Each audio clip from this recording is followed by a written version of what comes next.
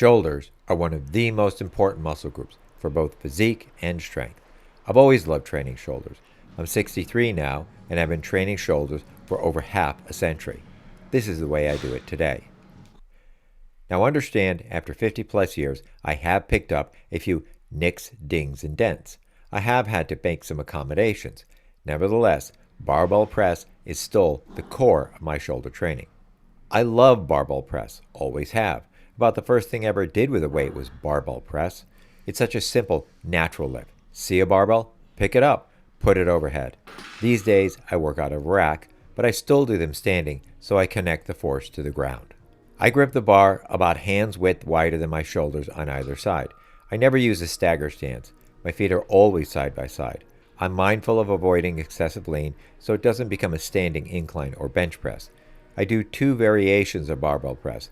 The standard barbell press with the bar coming all the way down to my shoulders, and a version that has the bar stopping at about my chin. I do not do push presses.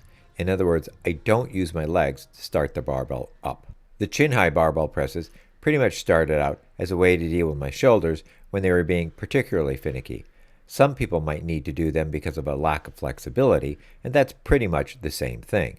The first question that logically comes to mind when bringing the bar to your chin instead of all the way to your shoulders is, does the reduced range of motion impact the development of the deltoids? Yes, but not as much as you might think. This is a side-by-side comparison of the bottom position of chin-high and barbell-high presses. Notice the position of the upper arms, the angle, how far down the elbows are. There's a difference, but it's far less than the difference between the height of the bars. That's because most of the additional distance comes from greater bend or flexion at the elbow and wrist. The shoulder muscles attach to the upper arm, so that additional elbow and wrist flexion has little to no impact on what the shoulders experience. This is showing the start of the press from the shoulders. I've slowed it down so it's easier to see what's happening. That first motion is the kind of shoulder girdle raise and torso extension, and look at the position the bar ends up in. Look familiar? This is how they look side by side. Without the blur from the moving bar, you wouldn't be able to tell the chin high and shoulder high apart. That's why either one will give you good shoulder development, but I would still suggest you work on increasing your flexibility enough to do both. One thing I've learned over 50 years of doing this is flexibility is never a bad thing. Now, I did start chin highs to somewhat reduce the load of my shoulders, but I'm an idiot and had to find a way to make it more aggressive. I quickly figured out that since I only have to get the bar somewhat close to my chin, and an inch or two one way or the other makes no difference, I could really fling the bar around. I can make even a lightweight behave heavy and add up to some real work. This is just 75 pounds, and as you can see, I'm throwing it up and yanking it back down. I'm using velocity to make up for weight.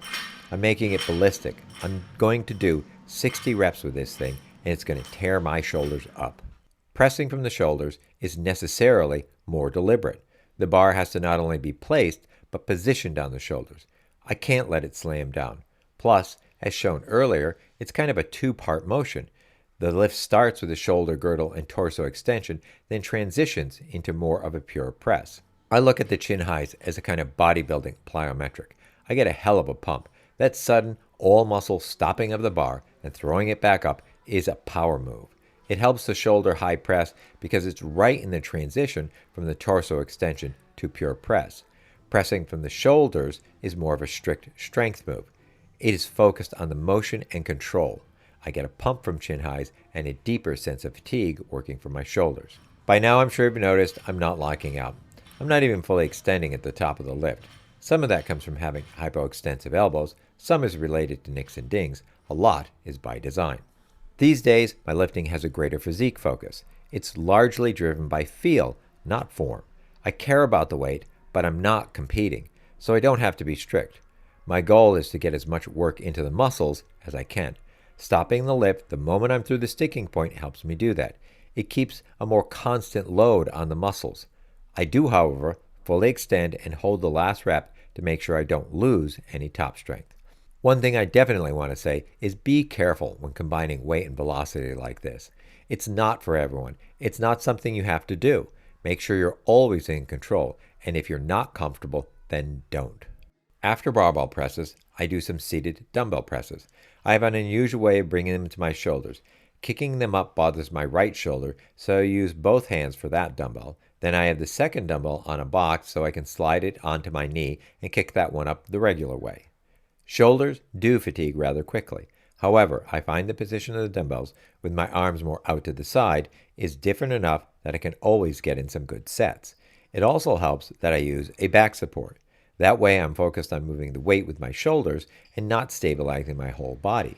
I really like doing dumbbell presses this way. I get a tremendous sense of engagement with my shoulders.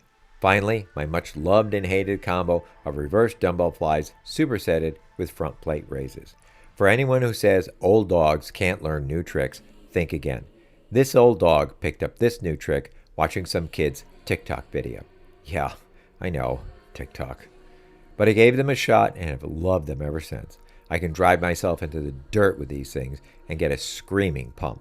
Typically, I will do 5 sets of chin high presses and 5 or 6 sets of shoulder high presses. After that, 4 sets of seated dumbbell presses and 3 sets of the reverse fly front plate raises. All those chin high reps make it borderline overtraining, so I'm constantly adjusting my shoulder workouts. It's very important to listen to your body, not just your body, but your entire state of being, especially with something as temperamental as shoulders. So that's my shoulder training program at the moment. As I said, the volume is borderline overtraining, but I do shoulders once every 4 days, and for now at least, I think it's working pretty well for me. Hopefully, there's something in here that will work well for you. Enjoy what you see? Please let me know. Like, comment, and especially subscribe.